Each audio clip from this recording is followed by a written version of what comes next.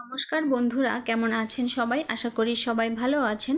লাবণ্য রান্নাঘরে আপনাদেরকে স্বাগত জানাই। তো বন্ধুরা, আজকে আমি পুঁই শাকের ডাঁটা দিয়ে আর আলু দিয়ে চিংড়ি মাছের খুব সহজ এবং মজার একটা রেসিপি শেয়ার করব আপনাদের মাঝে। এই রান্নাটা খুব সহজভাবে করলেও খেতে কিন্তু খুবই টেস্টি হয়। তো পুঁই শাকের ডাঁটা আলু দিয়ে চিংড়ি মাছের রেসিপি করার জন্য চিংড়ি মাছ আগে থেকেই ভিজিয়ে রেখেছিলাম জলে। এখন খোসা ছাড়িয়ে পরিষ্কার করে ধুয়ে নেব। এদিকে আমি পুঁই শাক নিয়েছি এরকম মোটা আর কচি পুঁই শাক। এখানে আমি শাকগুলো ব্যবহার করব না, ডাঁটাটা ব্যবহার করব। তো খোসা ছাড়িয়ে ডাঁটাগুলো মাঝখান থেকে কেটে ছোট ছোট করে এরকমভাবে কেটে নিয়েছি আর কেটে নিয়েছি আলু। তো চিংড়ি মাছটা ভেজে নেওয়ার জন্য লবণ হলুদ দিয়ে মেখে নেব। আর চুলায় কিন্তু আমি আগে থেকেই গরম জল বসিয়ে দিয়েছিলাম রান্নায় ব্যবহার করার জন্য।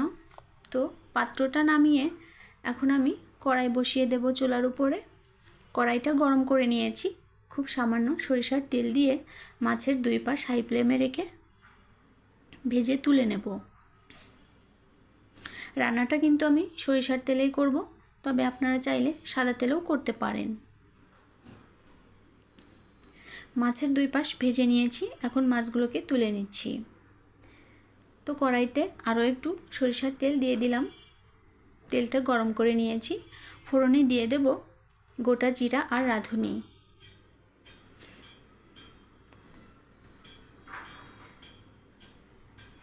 এবারে দিয়ে দেব কেটে ধুয়ে রাখা আলু।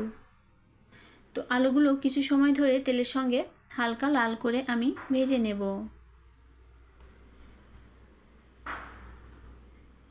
আলুগুলো ভেজে নিয়েছি। এই তো এবারে দিয়ে দেব কেটে ধুয়ে রাখা পুঁই শাকের ডাঁটা। এভাবে পুঁই শাকের ডাঁটা দিয়ে আর আলু দিয়ে চিংড়ি মাছের ঝোল করলে গরম ভাতের সঙ্গে খেতে কিন্তু দারুণ হয়। আপনারা একবার হলেও এভাবে তৈরি করে খেয়ে দেখতে পারেন। তো এবারে আমি দিয়ে দিলাম পরিমাণ মতো হলুদের গুঁড়া, লবণ আর লাল লঙ্কার গুঁড়া।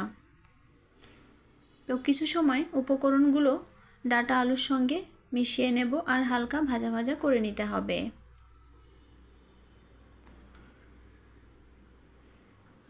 তো কয়েকটা কাঁচা লঙ্কা কেটে নিচ্ছি তরকারিতে দিয়ে দেওয়ার জন্য।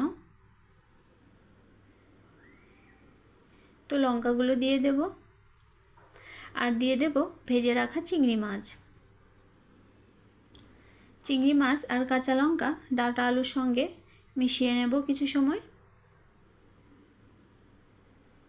এবারে দিয়ে দেব ঝোলের জন্য পরিমাণ মতো গরম জল।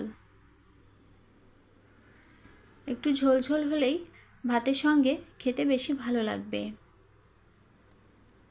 ঝোলটা ফুটে উঠলে ঢাকা দিয়ে চুলার আঁচ মিডিয়ামে রেখে 2 থেকে 3 মিনিট রান্না করে নিতে হবে। তো ফিরে আসছি 3 মিনিট পর। তো ঢাকনাটা খুলে একটু নাড়াচাড়া করে নিচ্ছি। ডাঁটা আলু খুব ভালোভাবেই সেদ্ধ হয়ে এসেছে। এবারে ভেজে রাখা জিরার গুঁড়া দিয়ে দেব আর দিয়ে দেব খুব সামান্য চিনি। চিনিটা আপনারা নাও দিতে পারেন, তবে চিনি দিলে রান্নার স্বাদটা বেশি ভালো আসবে। তো রান্নাটা কিন্তু প্রায় হয়ে এসেছে। বন্ধুরা, এতক্ষণ পর্যন্ত যদি কেউ আমার ভিডিও দেখে থাকেন, যদি কারো এতটুকুও ভালো লেগে যায়, চাইলে কিন্তু আপনারা আমার চ্যানেলের পাশে থাকতে পারেন। কমেন্টের মাধ্যমে জানাতে পারেন আমার রান্না আপনাদের কেমন লাগে। তো গ্যাসের চুলাটা বন্ধ করে আমি এখন তরকারিটা নামিয়ে নেব।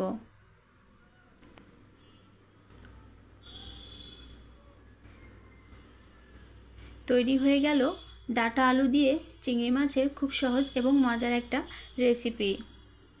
আজকের মতো এই পর্যন্তই। পরবর্তীতে আবার নতুন কোনো ভিডিও নিয়ে আপনাদের মাঝে আসব। সবাই ভালো থাকবেন, সুস্থ থাকবেন আর আমার ভিডিও দেখার জন্য অসংখ্য ধন্যবাদ।